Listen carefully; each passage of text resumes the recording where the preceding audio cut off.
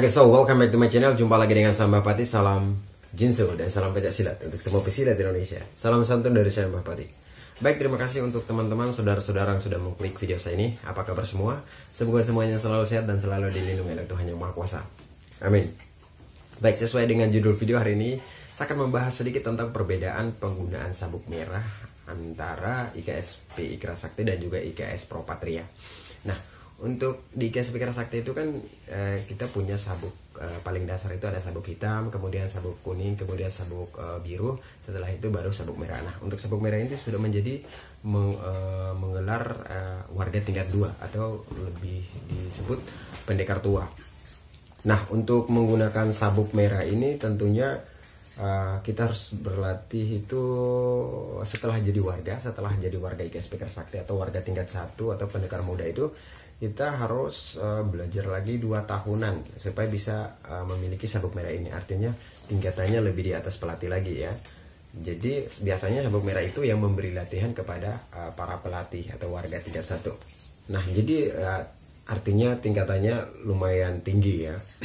Nah, sedangkan di IKS Pro Patria itu teman-teman pasti lihat ya, ada gambar atau mungkin video, pasti anak-anak anggota-anggota yang masih kecil ya, itu mereka sudah pakai sabuk merah. Nah, itu perbedaannya. Jadi sabuk merah itu bukan berarti gitu sabuk dasar atau sabuk menengah atau sabuk lebih tinggi, tapi sebenarnya nah untuk sabuk di IKS Pro Patria itu yang saya tahu itu paling dasar itu ada sabuk putih, kemudian naik sabuk kuning, setelah sabuk kuning dia ke hijau muda, setelah sabuk hijau muda dia naik ke sabuk hijau tua, setelah itu sabuk biru, setelah sabuk biru naik sabuk coklat, setelah itu sabuk hitam. Nah, untuk sabuk hitam ini yang setahu saya dari informasi yang saya dapat itu cuma 1 orang, yaitu Bapak Ketua Umum IKS Pro Patria ya. Itu dari informasi dan beberapa video yang saya nonton itu menyatakan bahwa beliaulah sekarang pemegang sabuk hitam satu-satunya pakai sabuk hitam nah, terus kenapa tidak ada sabuk merah? Nah, untuk sabuk merah di IKS Pro Patria itu ternyata itu sabuk yang dipakai untuk pertunjukan ya. Jadi pertunjukan artinya di luar tempat latihan. Misalnya ada pertunjukan di panggung, isi-isi acara, terus mungkin ada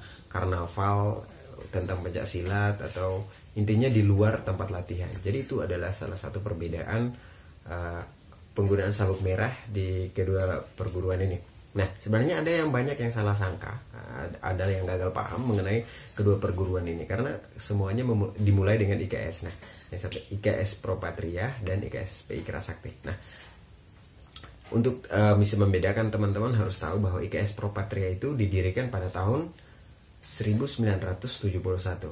Nah, jadi lebih duluan IKS Pro Patria, setelah itu baru diikuti oleh IKS PI Kerasakti. Itu didirikan pada tahun 1980. Nah, jadi itu adalah sedikit informasi mengenai perbedaan. Saya juga awalnya bingung, kok anggota IKS Pro Patria itu ya, banyak yang masih kecil tapi sudah pakai sabuk merah ketika show off pertunjukan. Jadi saya itu iseng-iseng cari di internet gitu, sabuk merah untuk tingkatan IKS Pro Patria itu tingkat berapa sih, atau sudah sabuk menengah atau awal atau lebih tinggi. Ternyata tidak ada. Adanya cuma yang tadi saya sebutkan. Ada sabuk putih, kuning, hijau muda, hijau tua, biru, dan juga coklat. Setelah itu hitam. Nah, itu dia. Ternyata itu adalah sabuk untuk pertunjukan. Nah, itu mungkin sedikit informasi yang saya sampaikan untuk teman-teman. Semoga bermanfaat untuk teman-teman. Akhir kata saya ucapkan salam Jinso dan salam pencak silat untuk semua pesilat Indonesia. Salam santun dari saya Mbah Pati.